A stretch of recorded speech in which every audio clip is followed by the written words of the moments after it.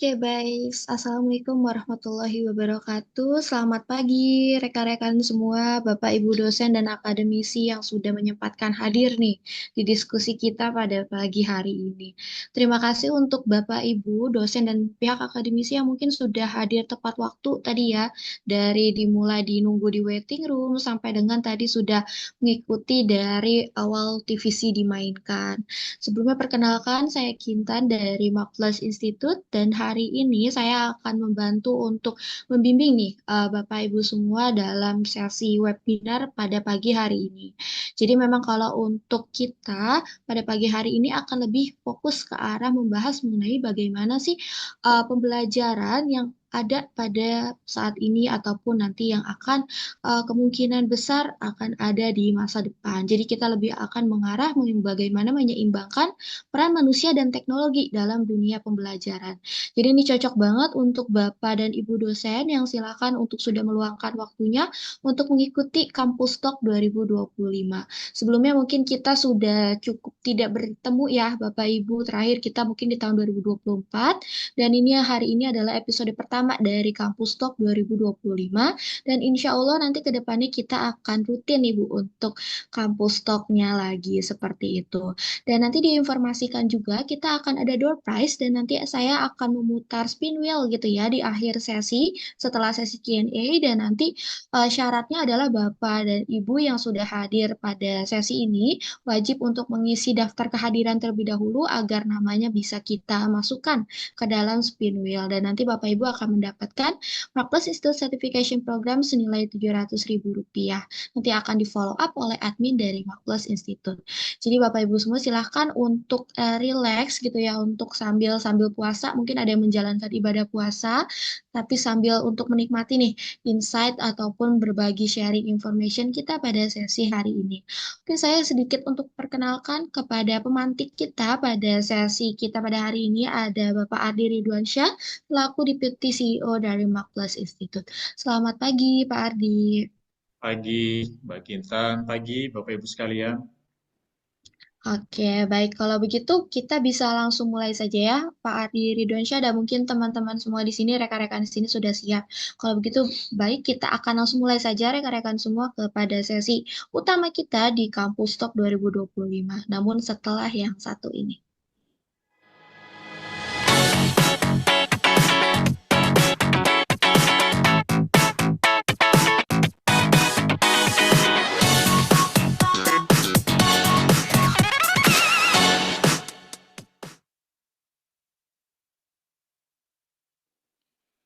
Baik, selamat pagi, Bapak Ibu sekalian. Assalamualaikum warahmatullahi wabarakatuh. Selamat berpuasa bagi yang menjalankan ibadah puasa. Selamat bersabar yang kemarin masih nangis ya, gara-gara timnas kalah. Ya, ujian di bulan puasa. Dan ini saya kurang tahu kalau di kampus mungkin beberapa sudah memasuki liburan, jadi selamat berlibur juga Bapak Ibu yang eh, sekarang mungkin nggak tahu apa ada yang sudah dalam perjalanan mudik, mudah-mudahan perjalanannya lancar. Jadi seperti biasa, kampus talk ini kita ngobrol-ngobrol santai, tapi memang kita ada topik atau materi yang nanti coba kita diskusikan. Dan topik hari ini sebenarnya materi yang 2 minggu yang lalu, kalau tidak salah sekitar 2 minggu lalu, kami bawakan dalam acara buka bersama di forum HR. Jadi waktu itu kita selenggarakan secara offline, memang hanya khusus untuk para pelaku bisnis profesional di bidang HR. Kita selenggarakan di satu hotel di Jakarta secara offline hanya untuk 100 orang waktu itu. Dan karena kapasitas tempat memang terbatas, jadi akhirnya banyak yang sudah mendaftar akhirnya tidak bisa hadir. Nah, kita bikin versi online-nya, tapi memang kali ini khusus untuk Bapak Ibu di kampus dengan topik yang sama persis, kurang lebih sama. Baik, eh, saya akan coba membawakan beberapa slide sebagai pemantik untuk diskusi kita. Jadi ini sebenarnya pengalaman Markles terutama pasca pandemi, kami melihat memang saya yakin Bapak Ibu juga merasakan juga pergeseran gaya belajar, cara belajar, habit belajar dari mahasiswa-mahasiswa kita. Nah, yang akan kami sampaikan memang hasil pengamatan kami dari cara metode gaya belajar di kalangan profesional. Tapi nanti Bapak Ibu bisa coba refleksikan mana yang kira-kira relevan dengan kampus, mana yang tidak. Jadi kita coba sharingkan saja. Nah, sebelumnya mungkin saya coba eh, bawakan ini satu slide yang ini diambil dari buku Marketing 5.0. Eh, ini sebenarnya diterbitkan tahun 2021, jadi pas pandemi ya, di Amerika dan menjadi best selling book di Amerika tahun itu.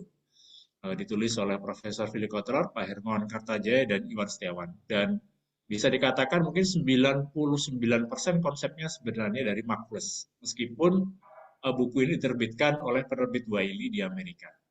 Jadi buku ini bicara sebenarnya dalam konteks marketing di era AI, tetapi bisa kita bawa untuk konteks yang lebih luas di luar marketing karena realitasnya memang seperti itu. Nah, teknologi yang kita hadapi sekarang, Bapak Ibu, sebenarnya mencoba meniru apa yang selama ini menjadi kemampuan dari manusia. Dan ini sebenarnya kan sudah dimulai dari dulu sekali ya. Manusia, kita punya kemampuan untuk bergerak, berjalan, lari, dan sebagainya. Maka kemudian para ilmuwan mencoba menciptakan tiruannya, yang disebut dengan robot. Itulah teknologi robotik yang meniru kemampuan manusia untuk berjalan, untuk bergerak. Kemudian kita punya panca indera, kita bisa melihat, mendengar, lalu merespon itu semua. Nah, teknologi pun sekarang muncul kan, ada teknologi sensor yang ini sudah diaplikasikan dalam banyak hal, termasuk mungkin setiap hari sekarang kita pakai ya, pakai QRIS gitu ya untuk pembayaran dan seterusnya. Uh, atau mungkin ada yang sekarang handphonenya sudah pakai face identification gitu ya untuk pengamanan. Nah, itu teknologi-teknologi yang mencoba meniru kemampuan manusia untuk me- menggunakan panca indera. Dan yang terbaru mungkin adalah kemampuan manusia untuk berpikir, thinking. Yang ini kemudian coba ditiru dengan munculnya artificial intelligence. Ini satu kata yang eh, menjadi buzzword ya, menjadi kata yang viral tahun ini, termasuk dalam dunia pendidikan dan pelajaran. Nah, dengan perkembangan teknologi yang seperti ini, dan terutama perubahan habit tadi ya, pasca pandemi, kita melihat bahwa model gaya teknik pembelajaran pun trennya mulai mengalami perubahan. Nah, kami melihat ada 5 tren metode belajar yang sepertinya sudah cukup umum di tahun-tahun kemarin, tapi kita lihat ini mungkin akan bertahan 1-2 tahun ke depan. Dan ini berdasarkan pengalaman Magnus sendiri. Mungkin nanti akan lebih banyak contoh-contoh yang saya bawakan, contoh-contoh pengalaman Magnus sendiri ketika menyelenggarakan program-program pelatihan. Nanti coba kita refleksikan kalau untuk konteks di dunia kampus seperti apa.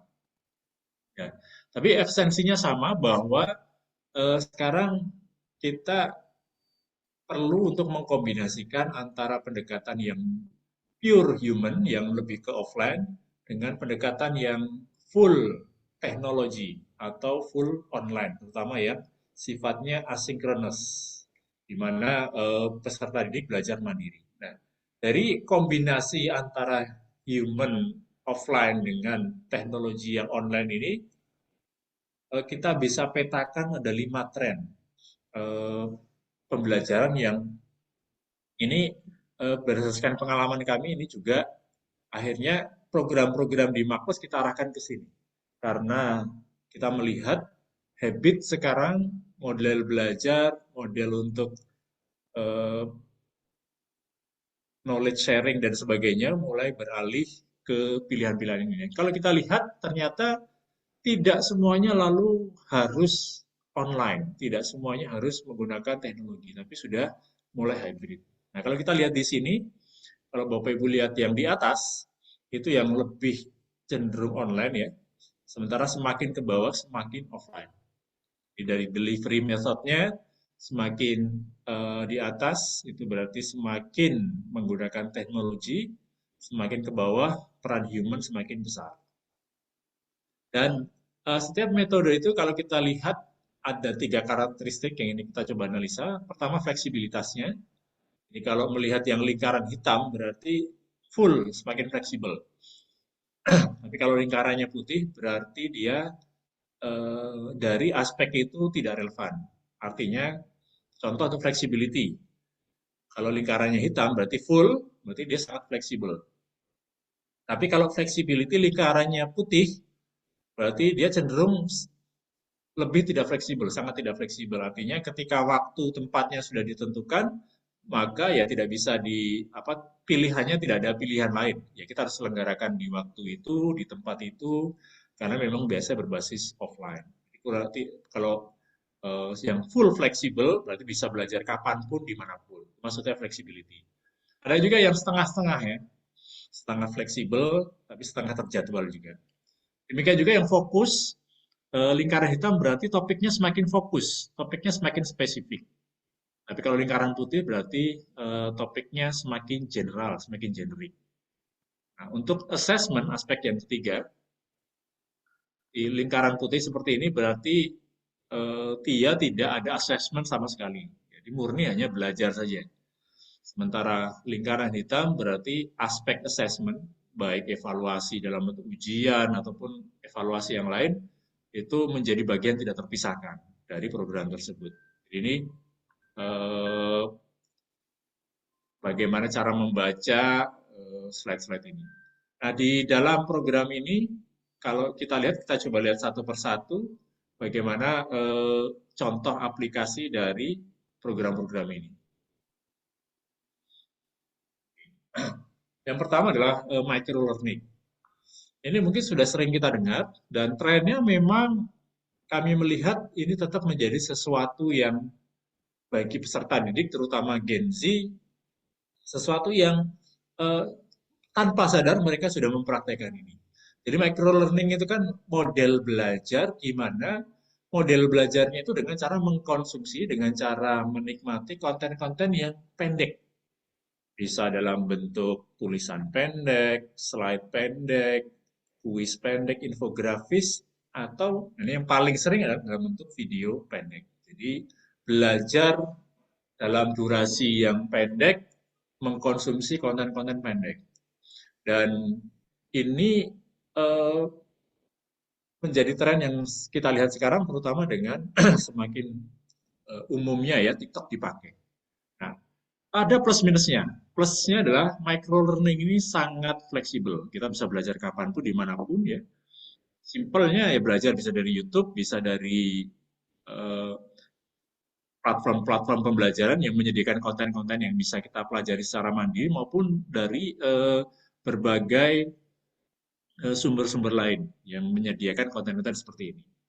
Nah, cuma karena kalau kita lihat tadi dia tidak menawarkan assessment, jadi murni hanya untuk memfasilitasi belajar aja knowledge acquisition saja untuk mendapatkan knowledge baru, maka sangat tergantung pada si studentnya, si pembelajarnya. Jadi sangat self-directed. Artinya apa? Kalau memang anaknya rajin, anaknya disiplin, dia akan bisa belajar banyak dengan metode micro learning ini. Ada buku yang menarik kan, Bapak Ibu mungkin pernah baca Atomic Habit. Bagaimana kalau seseorang invest 1% saja waktunya setiap hari untuk mempelajari satu hal ataupun melakukan satu hal secara kontinu setiap hari 1%, maka itu akan terakumulasi menjadi sebuah skill ataupun kompetensi yang luar biasa. Asal dia konsisten, asal dia disiplin. Nah, masalahnya di situ. Sangat mengandalkan kedisiplinan pribadi. Sehingga kalau bukan topik yang dia benar-benar passionate, mungkin tidak akan bisa orang seperti itu. Nah, masalahnya anak-anak muda kita, putra-putri kita, adik-adik kita ini umumnya mengkonsumsi konten-konten pendek itu bukan konten-konten yang knowledge, yang ada knowledge-nya, lebih konten-konten hiburan, konten-konten yang nggak bermutu, maaf ya, tidak berkualitas, hanya lucu-lucuan dan seterusnya. Justru akhirnya bukan micro learning, tapi sebenarnya ini aktivitas micro apa? eh, micro entertainment yang bahkan beberapa ahli mengatakan ini bukannya menambah kecerdasan otak, bahkan bisa menyebabkan kebusukan otak ya, brain riot ya, istilah yang sekarang populer. Ya, tapi ini memang trennya seperti itu. Nah, bagaimana ini bisa kita adopsi ke dalam model belajar kita? Misalnya sebelum masuk ke kelas kita carikan video-video pendek di YouTube ataupun di TikTok untuk mereka lihat, untuk mereka pelajari. Baru nanti di kelas ada model yang langsung diskusi. Ini model yang dipakai. Bahkan saya menemukan kemarin untuk program S3 juga menggunakan bisa menggunakan pendekatan seperti ini. Jadi diberikan video pendek, video ini kemudian didiskusikan di kelas. Ini tren yang pertama, micro learning. Kelemahannya tadi sangat self-directed. Nah, kelemahan dari micro learning itu kemudian memunculkan model yang kedua yang disebut micro credential. Ini mirip dengan micro learning di mana cenderung belajar secara mandiri dalam waktu tertentu, tetapi untuk memaksa student agar disiplin, memaksa si pembelajar agar dia serius benar-benar mengkonsumsi konten, di akhir biasanya akan ada assessment atau evaluation. Nah, ini kalau di kampus mungkin sudah sangat familiar ya, Bapak, dengan istilah makro kredensial. Karena ini istilah yang waktu zamannya Mas Menteri kan digembar-gemborkan ya, bagian dari Merdeka Belajar. Atau kalau bahasa umumnya di kalangan profesional adalah program sertifikasi. Nah, ini contoh kalau di Makpus, kami juga punya banyak program-program sertifikasi di mana terutama kalau yang Bapak Ibu lihat yang sebelah kanan, sertifikasi dari Makpus Institute ini yang banyak kami kolaborasikan dengan kampus-kampus yang di sini ya, di mana modelnya sebenarnya mirip micro learning karena mereka belajar secara mandiri, asynchronous dari platform website selama diberikan waktu tertentu, tapi nanti di tengah-tengah setiap materi akan ada tugas, akan ada assignment di mana mereka harus melakukan sesuatu dan itu akan ada nilainya. Dan akan diakumulasi di akhir karena ada ujian juga secara mandiri di mana nanti akan menentukan apakah mereka akan dinyatakan lulus atau kompeten atau tidak untuk setiap skill-skill seperti ini. Nah, ini tren yang kita lihat sekarang sehingga ini menjadi bagian dari sertifikat kompetensi pendamping ijazah. Demikian juga yang banyak juga mungkin Bapak Ibu sertifikasi dari BNSP. Kurang lebih sama modelnya. Jadi micro credential sekali lagi adalah model pembelajaran yang mencoba melengkapi kekurangan dari micro learning yang sekedar mengandalkan kedisiplinan dari si pembelajar atau sangat-sangat self-directed. Jadi ini ada mekanisme untuk memaksa para student untuk belajar topik-topik tertentu. Nah, sesuai dengan namanya, tren yang kami lihat sekarang, Bapak Ibu, model sertifikasi atau micro credential, sesuai dengan namanya ya, fokus mulai ke topik-topik yang micro, topik-topik yang spesifik. Tidak bisa lagi agak umum gitu ya, kecuali untuk aspek-aspek tertentu. Contoh di sini marketing itu nanti spesifik lagi. Marketing apa? Digital marketing, social media marketing, sales, service, brand. Itu micro, ya. Bentuknya lebih spesifik untuk kompetensi tertentu. Nah, demikian juga tidak hanya untuk student sebenarnya, di kalangan akademisi, profesional, terutama yang senior-senior yang sudah punya pengalaman mengajar maupun di dunia profesional yang panjang, tren yang kita lihat kalau di marketing ada sertifikasi internasional yang disebut dengan CPM Asia, kalau di finance, Bapak mungkin yang finance ada CFA, kalau di HR ada CHRP dan seterusnya. Yang ini sebenarnya model dari micro kredensial, cuma kelebihannya karena programnya lebih premium, biasanya menawarkan sertifikasi bergelar.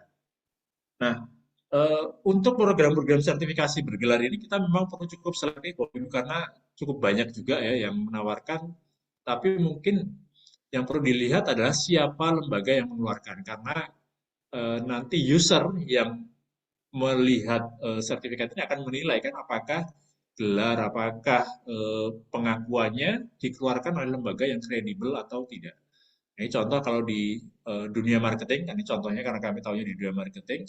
Kalau untuk sebagai akademisi, terutama di bidang marketing, maka stempel yang diakui ya CPM Asia, karena dikeluarkan Asia Marketing Federation. Terakhir bahkan kita adakan open house diskusi waktu itu, ada satu dosen beliau di Fakultas Kesehatan, tetapi mengambil CPM Asia, sehingga akhirnya diberikan amanah untuk memegang memang kalau tidak salah hanya ditugaskan memegang program prodi untuk magister uh, manajemen rumah sakit ya Mars ya. Ya karena memang dianggap punya kompetensi lebih orang kesehatan tapi memahami dunia marketing. Dan ini menjadi pembeda kita dengan akademisi ataupun dosen yang lain. Nah, contoh sertifikasi yang mikro lagi, Bapak Ibu. Sekarang banyak mulai program-program microcredensial yang sangat spesifik. Kita bicara tentang teknologi digital, sudah spesifik misalnya tentang AI. Ada yang spesifik tentang bagaimana memberikan prompt ke artificial intelligence. Dan ini kemudian menjadi program yang juga di dalamnya ada sertifikasi atau ujian, di mana peserta akan belajar dan nanti akan mendapatkan di akhir program akan ada ujian atau assessment. Mereka yang melewati program ini akan bisa dianggap sebagai spesialis untuk menggunakan prompting untuk AI. Jadi bahkan kalau kita lihat trennya sekarang sudah mulai sangat-sangat spesifik. Padahal AI ini kan subnya digital dalam konteks digital ya, tapi kemudian sudah ada pengakuan-pengakuan sertifikasi yang bentuknya lebih spesifik. Contohnya kalau yang kami berikan contoh program CCPS Certified ChatGPT Prompt Specialist. Ya. Itu tren kedua, yaitu micro credential. Nah, tren ketiga ini mungkin yang sangat relevan dengan dunia Bapak Ibu di perguruan tinggi. Satu pertanyaan yang mungkin ini saya kutip dari Newsweek ya, akhir tahun kemarin, yang barangkali ya di Indonesia mungkin sudah ada yang menyampaikan pertanyaan yang sama. Jadi judul artikel Newsweek ini cukup cukup memicu kontroversi juga. Kalau kita simpelkan kan judulnya masih perlukah kuliah? Masih perlukah kita masuk ke perguruan tinggi? Ya. Artikel ini jadi yang menjadi tema utama Newsweek akhir tahun kemarin ini berdasarkan survei Gallup di 2024. Ini lembaga riset internasional kita tahu. Nah, di tahun 2024 mereka mensurvei tingkat confidence atau kepercayaan dari masyarakat Amerika, di konteks memang di masyarakat Amerika ya, terhadap perguruan tinggi. Masih sepede apa mereka dengan perguruan tinggi? Masih percayakah mereka untuk mengirimkan putra-putrinya ke perguruan tinggi? Ada yang bisa menebak berapa persen yang masih percaya, masih confidence di Amerika dengan perguruan tinggi? Tahun kemarin termasuk angka terendah, yaitu tinggal 36% yang menyatakan masih confidence dengan perguruan tinggi. Bayangkan, hanya sekitar sepertiga saja yang masih percaya. Nah, cuma menariknya, sebelum kita lihat sisi paradoksnya, kenapa kemudian turun? Ada banyak faktor memang kalau di artikel ini dijelaskan. Salah satunya kayak mahalnya biaya perguruan tinggi di Amerika. Kita tahu kalau di Amerika itu karena sistemnya liberal, ini diswastanisasi sehingga bahkan banyak yang kemudian menyediakan student loan ya, hanya sekedar untuk kuliah. Jadi nanti setelah lulus maka kewajiban pertama adalah nyicil untuk bayar student loan yang mereka dapatkan selama kuliah. Kalau kita mikir nyicil untuk rumah, mobil, kalau di sana tanda tambahan nyicil biaya kuliah, student loan. Jadi memang mahal. Sehingga mulai mempertanyakan, worth it nggak sih kita invest mahal-mahal untuk kuliah? Ditambah dengan fakta, mulai banyak perusahaan-perusahaan atau perusahaan teknologi di sana yang tidak lagi mensyaratkan punya ijazah S1 ataupun master ya untuk jabatan-jabatan posisi-posisi tertentu. Yang penting dianggap hanya pengalaman aja. Pengalaman di lapangan, pengalaman intern dan sebagainya itu dianggap lebih penting dari selembar kertas ijazah tadi. Itu di Amerika. Nah, cuma menariknya, meskipun orang tidak percaya, bilang tidak pede lagi, tidak confidence lagi untuk mengirimkan anak putra-putrinya ke perguruan tinggi. Tetapi secara fakta statistik di Amerika, pasca pandemi, tren untuk belajar atau orang masuk ke kuliah tetap naik. Jadi orang dibilang nggak percaya, tapi tetap daftar juga kuliah. Tren lain dari Biro Tenaga Kerja di sana, ternyata lulusan SMA tetap lebih banyak yang nganggur dibanding lulusan perguruan tinggi. 2 kali lipat tuh lulusan SMA yang menganggur di Amerika dibanding lulusan perguruan tinggi. Dan gaji S1 tetap sekitar 60% lebih tinggi dari gaji lulusan SMA. Jadi ketika disurvei ditanya percaya nggak perguruan tinggi, mayoritas bilang tidak percaya. Tetapi tetap aja masih mengirimkan putra-putrinya ke perguruan tinggi. Dan perusahaan-perusahaan tetap masih melihat ijazah itu sebagai nilai tambah. Jadi ini tantangan yang kita lihat. Nah, di Indonesia sendiri kita melihat program-program terutama di bidang bisnis masih akan dicari. Eh, Terakhir saya baca itu yang sekarang challenging itu adalah program-program sains, terutama fisika, kimia. Itu peminatnya semakin turun. Makanya beberapa universitas bahkan menutup jurusan atau prodi fisikanya. Ini tren yang sebenarnya perlu kita khawatirkan ya, karena kita akan kekurangan saintis nih. Mungkin kan dianggap berat ya, sementara Gen Z, Gen Alpha sekarang maunya yang ringan-ringan gitu ya. Marketing itu kan ringan ya. Nggak perlu yang jelimet-jelimet itu. Nah ini satu tren yang perlu kita waspadai juga sebenarnya. Nah, kembali kalau ke konteks bisnis, kami melihat bahwa tuntutan sekarang adalah meskipun orang mulai mempertanyakan perguruan tinggi, tapi trennya kami melihat pasca pandemi, bahkan pada saat pandemi, kami punya program, kebetulan kami punya program kolaborasi dengan SBM ITB, sering kami ceritakan juga.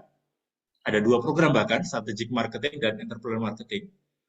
Nah, sebagai contoh untuk strategic marketing itu, kami ingat pas pandemi itu puncak-puncaknya orang daftar. Jadi malah tinggi sekali minat orang untuk belajar. Masa pandemi ini karena daripada nganggur dan seterusnya, akhirnya orang invest untuk pendidikan tinggi.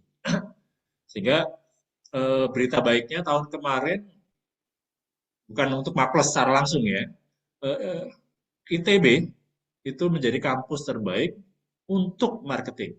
Bayangkan ya, ITB, Institut Teknologi ya, Bandung, menjadi kampus terbaik di bidang marketing versi EduRank 2024. Mengalahkan UI nomor 2, nomor 3 itu dari salah minus. Nah ini mudah-mudahan memang karena salah satunya karena kolaborasi dengan Makpus juga.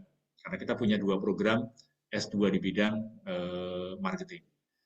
Demikian juga kita kolaborasi dengan ITS membuat program MMT Techno Marketing. Nah, yang ingin kami ceritakan adalah kalau Bapak Ibu punya program S2, terutama S2 yang profesional, maka kita harus merancang istilah kami itu program degree yang adaptif. Artinya adaptif sebagai penanggung jawab program, mungkin penanggung jawab mata kuliah, kita perlu terus mereview ya materi-materi untuk memastikan memang bisa mengadopsi tren-tren terbaru yang ada di dunia bisnis, terutama dengan perkembangan teknologi.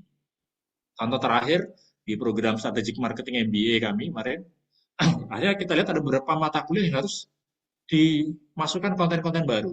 Sehingga kemarin misalnya untuk branding ya, mata kuliah branding, kita sisipkan tentang konten marketing dengan menggunakan AI.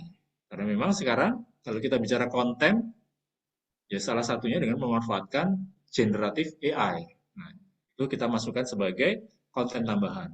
Ini yang perlu kita lihat, bahwa perlu melihat lagi mana yang perlu diadaptasi. Ini adaptive degree program. Ini tren yang ketiga. Nah, adaptive degree program ini sudah mulai combine sebenarnya antara online dan offline. Kalau tadi lihat metodenya ini kan di tengah ya, mulai mengkombinasikan online dan offline. Nah, yang keempat adalah model-model yang sudah lebih ke offline ini, 4 dan 5 nanti ya. Ini tren yang kita lihat sekarang adalah program-program pembelajaran. Ini kami lihat memang di dunia profesional. Ini Bapak Ibu nanti silakan didiskusikan bagaimana mengadopsinya perguruan tinggi. Yang menawarkan skill praktis, baik hard skill maupun soft skill. Kalau contoh yang tren yang sebelumnya itu beberapa, bahkan kampus ya, itu menawarkan bootcamp istilahnya ya. Jadi program yang kalau bedanya dengan micro kredensial, kalau micro kredensial itu umumnya porsinya online dan outputnya adalah sertifikat kompetensi. Kalau skill academy itu umumnya kombinasi lebih banyak offline-nya, tapi outputnya bukan sertifikat kompetensi, tapi portofolio, bukti kerja, bukti kemampuan dalam bentuk rekaman, dalam bentuk hasil kerja dan seterusnya yang bisa mereka gunakan sebagai lampiran ketika melamar ke dunia kerja. Umumnya untuk skill academy ini untuk hard skill, programming, digital marketing, content marketing dan seterusnya. Tapi tren yang kita lihat, ini yang kami coba uji coba di Makpus tahun ini adalah kita coba mengembangkan skill academy untuk soft skill, terutama untuk profesi-profesi yang kita lihat demand-nya tinggi di market, tapi supply-nya masih sedikit. Kalau beberapa institusi kan melihat, oh demand programmer ini tinggi, akhirnya membuat uh, skill academy di bidang programming. Kami melihat ternyata tidak hanya hard skill yang dibutuhkan sekarang, tapi juga soft skill. Sehingga kami membuat yang disebut sales academy. Kenapa sales academy? Karena dari data kami, profesi yang demand-nya banyak di di dunia kerja, tetapi supply masih sedikit adalah sales. Karena kenapa? Kalau Bapak Ibu survei ke siswa-siswinya ditanya siapa yang punya cita-cita jadi sales, saya yakin nggak ada yang angkat tangan. Padahal di profesi yang sebenarnya menjanjikan. Karena buktinya banyak leader-leader di perusahaan itu dari sales karena mereka yang tahu dunia, tahu market, tahu pasar, tahu customer seperti apa. Nah, sehingga kita mendesain program yang disebut Sales Academy. Bukan hanya belajar, tapi bahkan kita coba salurkan ke dunia kerja. Jadi benar-benar ada eh, skill praktis yang memang relevan dengan kebutuhan di dunia sales. Makanya kita fokuskan di account management dan eh, business development, dua profesi yang sekarang banyak request-nya. Nah ini untuk tren keempat. Tren kelima yang disebut dengan experiential learning. Ini yang hampir porsinya offline full. Ini yang paling menantang sebenarnya karena terutama kalau di Jakarta, terutama untuk profesional itu semakin sulit untuk membuat mereka mau hadir secara offline. Sehingga kita harus menawarkan experience yang berbeda, bukan hanya sekedar belajar mendengarkan, tapi harus ada skenario pembelajaran yang menarik. Tapi tetap belajar, bukan main-main. Nah, salah satu yang kita uji coba, sudah kita uji coba tahun lalu, kita luncurkan lagi tahun ini program yang sebenarnya untuk profesional di bidang retail ya. Kalau Bapak Ibu mungkin ada yang mengajar retail management, bisa coba juga. Kami menyebutnya Retail Academy. Kenapa retail yang kami pilih? Karena kebetulan kantor kami, kalau kami sebenarnya kampus Makpus itu kan di kota Kasablanka, jadi nempel dengan mall. Ini mall salah satu mall paling sukses di Jakarta. Jadi idenya waktu itu sebenarnya dari eh, bos Jababeka.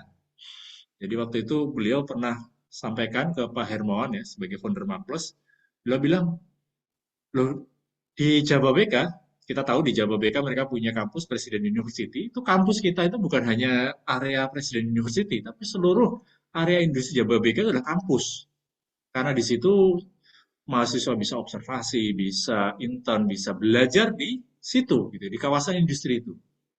Beliau nantang loh, kenapa Makpus tidak menjadikan Kokas itu sebagai kampus juga? Nah, dari tantangan itu akhirnya muncul program Retail Academy. Jadi modelnya belajar 3 hari, pagi konsep, lalu ada simulasi seperti biasa, tetapi nanti siangnya setelah makan siang akan ada studi kasus. Studi kasusnya unik karena dipilih dari tenan-tenannya, perusahaan-perusahaan yang ada tokonya di Kota Kasablanka. Misalnya yang sudah kita angkat itu kasusnya kopi kenangan. Jadi kita wawancara manajemennya, kita tuliskan case tertulisnya. Ya nanti dibahas di kelas pada siang hari. Ada ZAP ya, klinik kecantikan, ada Bakmi GM, ada Erafone, dan ada Blibli, Blibli Store. Ada 5 brand yang semuanya ada di kota Kasablanka. Jadi kita wawancara manajemennya, kita tuliskan case-nya, dibahas di kelas. Tidak hanya itu, pada saat pembahasan kasus, kita hadirkan juga orangnya dari brand tadi. Jadi pada saat bahas kasus ZEP, waktu itu yang datang CMO-nya langsung. Kalau tidak salah, Chief Marketing Officer-nya. Jadi beliau ngasih perspektif, kalau dari perspektif ZAP sendiri, jawaban kasusnya seperti apa. Tapi student tetap ditantang untuk punya perspektif sendiri.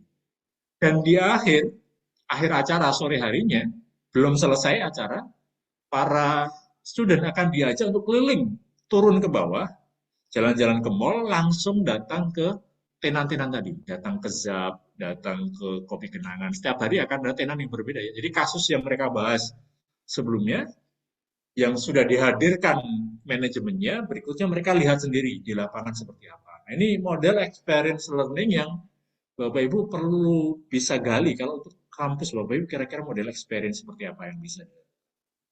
Baik, itu mungkin sekedar sebagai pemantik ya, kita punya sekitar 15 menit untuk diskusi. Asal nanti kita akan ada spin wheel ya, bagi Bapak Ibu yang beruntung untuk mendapatkan satu orang nanti mendapatkan salah satu sertifikasi. Ini program micro credential ada di Makles, Makles Institute Certification Program. Dia akan ada sesi untuk spin wheel. Baik, itu mungkin sebagai pengantar saya kembalikan ke Mbak Kintan. Oke, baik. Terima kasih Pak Ardi untuk sedikit insight-nya nih materinya. Kita tadi cukup singkat ya Bapak Ibu, tapi semoga bisa menjadi menambah untuk insight dari Bapak Ibu semua nih untuk menjadi pemantik gitu ya pada kampus talk kita pada hari ini. Nah, mungkin sekarang kita langsung masuk ke sesi selanjutnya. Ini bisa disebut sesi discussion atau mau Q&A. Monggo di sini apakah ada Bapak Ibu yang ingin memberikan pendapatnya ataupun ingin sharing-sharing atau ada yang ingin bertanya, kita ada sesinya nih, Kita masih ada sesi kurang lebih 10 menit. Jadi silakan ayo Bapak Ibu semua dosen, baik dosen maupun akademisi ada yang ingin didiskusikan atau ingin ditanyakan, Ya, monggo boleh untuk raise diskusi hand. lewat lisan atau mungkin kalau takut haus, oh kalau nanya takut haus saya boleh di chat gitu ya. Ya, boleh monggo Bapak Ibu kalau memang mau via chat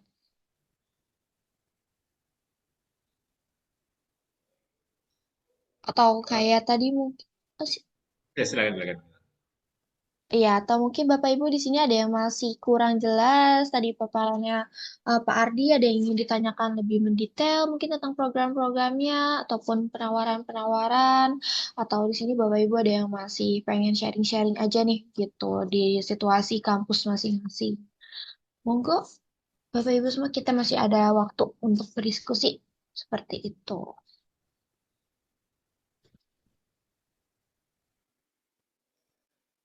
Jadi tadi beberapa tren sebenarnya yang kami lihat berdasarkan pengalaman Makos yaitu sudah kita lihat dari 2 tahun yang lalu, termasuk eh, kombinasi antara online dan offline. Terutama kalau untuk di Jakarta, kami pernah survei juga ya ke beberapa profesional kalau ditanya, ini profesional ya konteksnya Bapak Ibu. Eh, Mereka lebih suka program pelatihan online, offline, atau hybrid. Mayoritas mengendaki online atau hybrid. Jadi minim sekali yang mau hadir secara offline. Sehingga tadi memang challenge paling besar adalah meng-create program offline yang bisa membuat orang tertarik untuk hadir. Nah, kasusnya mungkin berbeda dengan di perguruan tinggi, di mana kita bisa tanda kutip ya memaksa student untuk hadir dengan absensi, dengan bahwa akan ada ujian dan seterusnya. Tapi artinya kalau kita bisa mendesain program offline yang menarik, experiential ya, maka kita harapkan mereka akan lebih semangat hadir juga, bukan karena keterpaksaan, tapi karena merasa memang mendapatkan sesuatu yang beda dengan kalau hanya belajar secara online. Halo, selamat pagi, selamat siang. Ya, selamat siang Bapak. Silakan. Mungkin sambil perkenalan juga Pak, boleh. Oke, baik. Eh,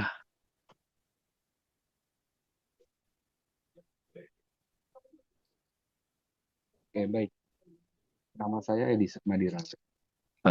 Saya sebagai dosen dan praktisi juga ya.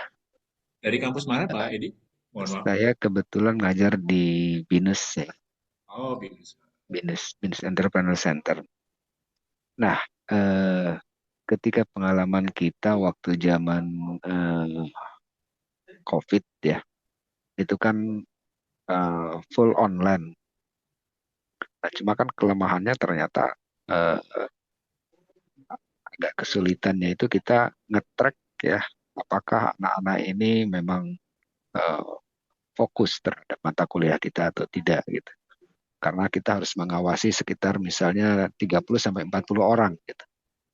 Dan ketika evaluasi biasanya ternyata minim yang diterimanya ya, yang di acceptednya sama anak-anak itu.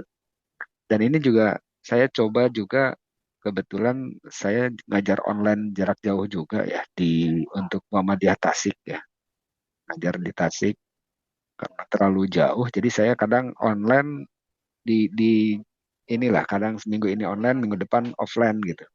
Dan ternyata hasilnya kurang bagus juga gitu. Jadi lebih lebih banyak offline yang relatif lebih bagus bagi mahasiswa yang ini ya, yang karena dia juga harus di-trigger untuk semangat gitu. Kalau kalau online itu relatif lebih ditinggal sama mereka gitu. Itu yang kesulitan untuk nge-tracknya. Kalau kita videonya on, alasannya pulsanya gitu. Nah, itu mungkin yang kendala-kendala teknis yang terjadi. Terima kasih.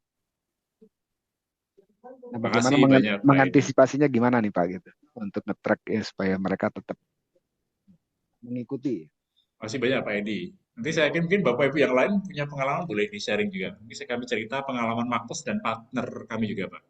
Dan kami dengan BINUS, kita ada kolaborasi juga ya dengan BINUS Internasional. Eh, ada dua sharing mungkin Pak, nanti Bapak Ibu yang lain bisa menambah juga untuk tadi pengalaman Pak Edi. Ada satu kasus di satu kampus S1 Pak, yang beliau sharing pengalaman yang saya menarik ya, untuk masalah S1 sama kasusnya ya. Bagaimana memaksa untuk memastikan mereka benar-benar engage, benar-benar eh, fokus dalam program yang mungkin 1 sampai 1,5 jam. Ya. Nah modelnya waktu itu beliau cerita, saya lupa softwarenya apa ya. Jadi pada saat Zoom seperti ini nanti tiba-tiba di menit-menit secara random Pak bisa ada pop-up quiz pendek gitu ya. 1-2 pertanyaan eh, yang harus dijawab oleh semua orang. Yang itu mereka akan bisa menjawab benar kalau mendengarkan materi sebelumnya. Jadi kalau dia online tapi tidak ada di ini, bingung ini ya apa tadi ya. Nah, itu dirancang secara random di menit-menit tertentu sehingga memaksa student untuk pay attention dari awal sampai akhir sehingga mereka akan bisa menjawab pertanyaan tadi. Ada satu kasus seperti itu juga Pak. Saya lupa waktu itu entah pakai software tertentu atau ada fitur tertentu di dalam Zoom yang bisa memfasilitasi teknik seperti itu. Mungkin nanti saya yakin kalau di BINUS kan gudangnya IT expert ya, harusnya banyak yang paham. Nah, yang kedua untuk program S2 yang kami lakukan, tadi kan program S2 kami dengan ITS itu MMT Technomarketing, itu memang mereka sendiri menganggap dari evaluasi yang kami terima ya, kalau modelnya hanya lecturing saja ngantuk karena kelasnya malam Pak. Bayangkan mereka profesional pulang kerja dari jam setengah 7 sampai jam 10 gitu kan. Pasti udah pada ngantuk-ngantuk gitu ya. Sehingga masukan mereka adalah lebih senang kalau ada aktivitas. Nah, kalau untuk mahasiswa seperti ini, yang sekarang lagi kita coba agak modif flow ininya. Jadi biasanya konsep dulu baru diskusi. Sekarang kita minta kasus case diskusi dulu. Terserah mereka mau pakai framework apapun. Kalau waktunya ada bisa presentasi satu persatu. Di akhir jadi presentasi kita sebagai pengajar paling cuma setengah jam saja gitu ya. Kita menjelaskan, oke tadi teman-teman sudah misalnya tadi malam ya, baru tadi malam itu membahas tentang konsep diferensiasi atau competitive advantage ya. Nah, itu saya bagi Pak jadi 4 kelompok, ada yang jadi megang Samsung, Apple, iPhone ya, Samsung, iPhone, Oppo, sama Xiaomi. Mereka diminta kira-kira kalau untuk sebagai brand manager program ini keunggulan apa, kompetitif apa yang mau ditonjolkan? Karena ini kan marketnya beririsan semua nih, sama-sama jualan handphone gitu. Tapi kita tidak ajarkan konsepnya. Kita punya konsepnya kan, kita bebas mereka, pokoknya silakan, pasti kan mereka sudah bisa tanya ChatGPT kan dalam hitungan menitnya udah keluar. Tapi mereka harus melihat rekomendasi ChatGPT itu mau mereka kaitkan dengan konsep apa. Terserah mereka mau pakai konsep apa. Nah, yang satu-satu tuh menjelaskan. Ada yang ya pokoknya asal cuma poin-poin gitu ya, keunggulan ini, ada softwarenya, ada desainnya yang menonjolkan, ada ekosistemnya dan seterusnya. Nah, setelah semuanya present, baru kita tunjukkan model ala Plus bahwa kalau untuk punya keunggulan kompetitif, kita harus punya yang disebut differentiation. Oh, differentiation itu apa? Ada tiga elemen: konten, konteks, dan infrastruktur.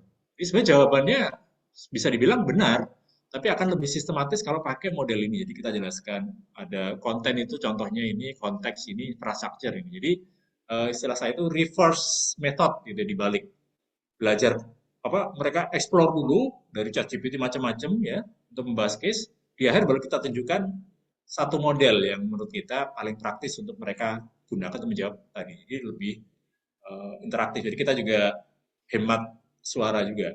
Jadi mereka lebih baik diskusi di kelompoknya, di grup, breakout room. Nah, ini memang challenge untuk model online ya. Itu pengalaman kami Pak Edi. Mungkin Bapak Ibu yang lain silakan kok ada. Udah waktunya udah mepet ya, udah mau bagi-bagi ini. Baik, terima kasih Bagi Pak. door prize. Sangat menarik sekali. Terima kasih masukannya. Semoga Sangat berharga bermanfaat. bagi kami. Salam kenal Pak Edi.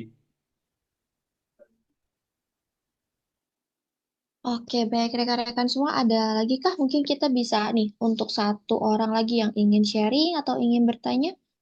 Monggo Bapak Ibu semua. Nanti setelah ini kita langsung ke move ke sesi terakhir ya Bapak Ibu semua. Jadi kita akan move ke spin wheel nih setelah yang satu ini. Jadi monggo Bapak Ibu semua, ada yang masih kurang jelas atau ada yang ingin disampaikan?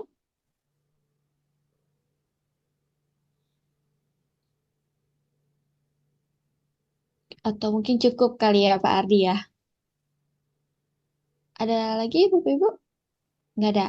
Oke, Nanti baik kalau ada kalau pertanyaan, kita kebetulan ada grup kan, Bapak Ibu. Mungkin kalau yang belum masuk ke grup kampus community nanti bisa menghubungi teman-teman panitia, ada kontaknya di situ. Sudah 800-an orang, jadi biasanya kita info-info program seperti ini kita share di situ. Bahkan kadang kita ada door prize surprise, sertifikasi gratis yang kita share juga di kampus community club kita. Kalau yang belum ada di situ nanti bisa menghubungi eh, tim dari Makbus. Iya, betul sekali Bapak Ibu semua. Nanti kan ada, mungkin ada di sini yang udah Bapak Ibu ya sudah bergabung ke grupnya yang diskusi umum. Nah, di situ nanti kita akan sharing-sharing khususnya untuk Bapak Ibu dosen, apapun itu nanti kita akan sharing. Contohnya seperti mungkin nanti akan kita informasikan kalau ada webinar-webinar seperti ini, webinar-webinar gratis, ataupun sharing session yang mungkin bisa diikutin dan cocok untuk para Bapak Ibu dosen ataupun akademisi dari kampus. Oke, mungkin kalau begitu terima kasih Pak Ardi untuk penyampaian dan terima kasih tadi Pak Edi sudah sharing insight-nya. Dan mungkin kita langsung move ke sesi terakhir ya di spin wheel gitu. Mungkin kalau begitu saya ucapkan terima kasih dulu nih kepada Pak Ardi sudah meluangkan waktunya ya Pak ya untuk mengisi dan menjadi pemantik kita pada Kampus Talk 2025. Kalau begitu nanti rekan-rekan semua, Pak Ardi pun ada di grup gitu ya, yang diskusi umum Bapak Ibu dosen. Kalau memang tadi ada lagi yang mau ditanyakan seputar topik pembahasan hari ini, mungkin boleh untuk didiskusikan di dalam grup itu bebas, monggo Bapak Ibu dosen seperti itu. Oke, saya kalau begitu saya langsung izin ya Bapak Ibu untuk saya share screen mengenai hasil dari spin wheel-nya. Sebentar.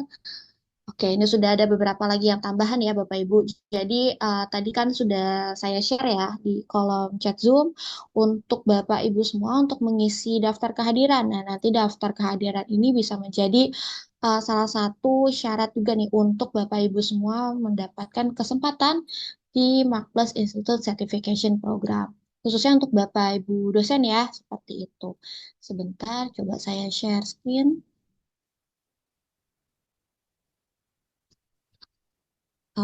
Oke, sudah muncul ya Bapak Ibu semua. Ini kita real time ya Bapak Ibu. Jadi gak ada yang namanya bohongan gitu ya untuk program spin wheel-nya. Oke baik, mungkin saya langsung mulai saja Bapak Ibu untuk spin wheel-nya. Untuk Bapak Ibu yang berhasil mendapatkan MyCP pada hari ini adalah Oke, selamat kepada Pak Laksito atau Pak Laksito ya? Pak Laksito ya.